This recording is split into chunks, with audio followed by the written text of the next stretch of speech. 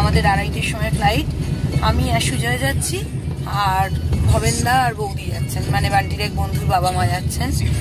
তো আমাদের রেজিস্ট্রেশন কিন্তু হয়নি, আমরা শ্রীনগরে গিয়ে রেজিস্ট্রেশন করব, কারণ আমাদের হেলিকপ্টারে যাওয়ার কথা ছিল, হেলিকপ্টার ক্যান্সেল হয়ে গেছে বলে আমরা আবার কুণ্ডু তীর্থ থেকে ওটাকে ছাড়িয়ে নিয়ে, মানে কুণ্ডু তীর্থ থেকে কনভার্ট করে নিজেরা যাচ্ছি। ওই জন্য হেলিকপ্টারে রেজিস্ট্রেশন লাগে না বলে সেই জন্য রেজিস্ট্রেশন করা ছিল না। এবার আমরা অন স্পট রেজিস্ট্রেশন শ্রীনগর থেকে করব, ফ্লাইট থেকে নেবেই, সেরকমই ইচ্ছা আছে। এখন বাবার ইচ্ছা, দেখার ইচ্ছা তো বাবাকে 10 তারিখে, এবং হেঁটেও ওঠার ইচ্ছা। জানি না কি হবে, দেখি কতটা কি হয়। আজকে যদি রেজিস্ট্রেশন রাত্রেবেলা হয়ে যায় তাহলে তো কাল সকালেই আমরা বালতালের জন্য বেরিয়ে যেতে পারবো। আমরা বালতাল রুট দিয়ে উঠবো, বালতাল রুট দিয়েই নামবো। দেখা যাক কি হয়। এয়ারপোর্ট চললাম, টাটা। দেখি এদিকে খেঁচোটাই আর ছেলের জামা পরেছে, নিজের প্যান্ট পরেছে। ছেলের একটা ভালো জামা ছিল, সেটা রেখে গেছে, সেটা পরেছে। আর ওর তো জামা কাপড় নেই, কারণ ওর তো পাজামা পাঞ্জাবি পরে, ওর তো শার্ট নেই। ছেলের জামা দেখাও একটু, ছেলের জামা। এই যে চললাম আমরা,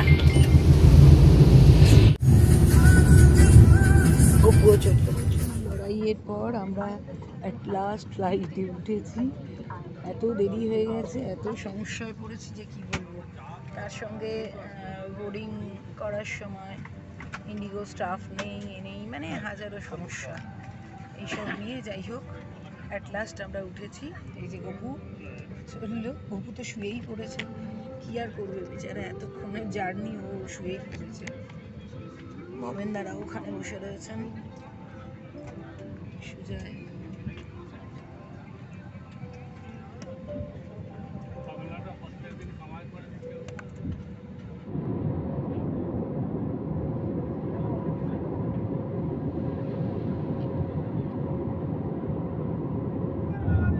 Bom mole!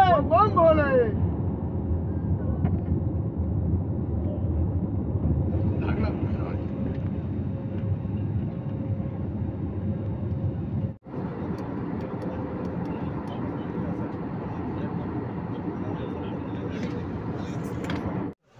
আমরা চললাম সব, এদিকে দেখো ভবেন্দা, দেখুন আমরা চললাম বাবা বাড়পানির উদ্দেশ্যে। আমরা চলে এসেছি, এয়ারপোর্ট থেকে বেরোচ্ছি। আমরা এখন যাব হচ্ছে পাঠানকোট বেস ক্যাম্প। তার কারণ হচ্ছে আমাদের তো রেজিস্ট্রেশন নেই, তোমাদের তখন বললাম, সেই জন্য রেজিস্ট্রেশনের জন্য আজকে আমরা ক্যাম্পেই থাকবো। পাঠানকোট বেস ক্যাম্পে আমাদের রেজিস্ট্রেশন করব, তারপর কালকে আমরা বালতালের উদ্দেশ্যে রওনা দেব। বাবা ভোলেনাথ কৃপা করুক, তাহলে সব তাড়াতাড়ি হয়ে যাবে। ঈশ্বর যদি সাথে থাকেন সব আমাদের তাড়াতাড়ি হয়ে যাবে। আমরা পান্তাচক যাচ্ছি, যাওয়ার পথে শেয়ার করছি সামনের পাহাড়। টেম্পারেচার কিন্তু যথেষ্ট, আমাদের ওখানের থেকেও বোধহয় বেশি। আমাদের এখন বোধহয় 32 চলছে, বৃষ্টি টিষ্টি হচ্ছে বলে। এখানে শ্রীনগরে 39। তো বৃষ্টি হলে আবার ওয়েদার অন্যরকম হয়ে যাবে, রাত্রেবেলা হয়ে যাবে। আর বালতাল যেখান থেকে আমরা রওনা দেবো সেখানের ওয়েদার ভীষণ ভালো, মানে সেখানে টেম্পারেচার কম। বাট এখানে কিন্তু এই যে এখন সন্ধ্যে 7টা বাজে, এখন কটা বাজে? 7টা, পৌনে 7টা, এখন পৌনে 7টা বাজে, এখনো এরকম আলো, এখনো সূর্য অস্ত যায়নি, এরকম আলো রয়েছে।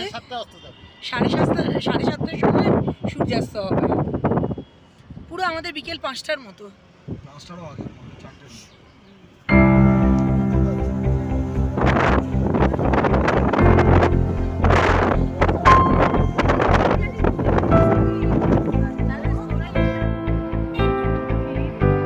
সুব্যবস্থা প্রচুর রয়েছে, প্রচুর ভিড়ও রয়েছে, মানে বিভিন্ন জায়গায় ভান্ডারা লেগেছে, সেই ভান্ডারায় বিনা পয়সাতেই প্রচুর খাবার সবই রয়েছে। চাউল রয়েছে, চাপাটি রয়েছে, কচুরি রয়েছে, মিষ্টি রয়েছে, তরকারি রয়েছে, সবই রয়েছে। আর পাহাড়, এখন রাত্রির 8টা বাজে, এখনো এরকম আলো রয়েছে। পাশে ওয়াশরুম রয়েছে, ছেলেদের মেয়েদের ব্যবস্থা খুব ভালোই রয়েছে।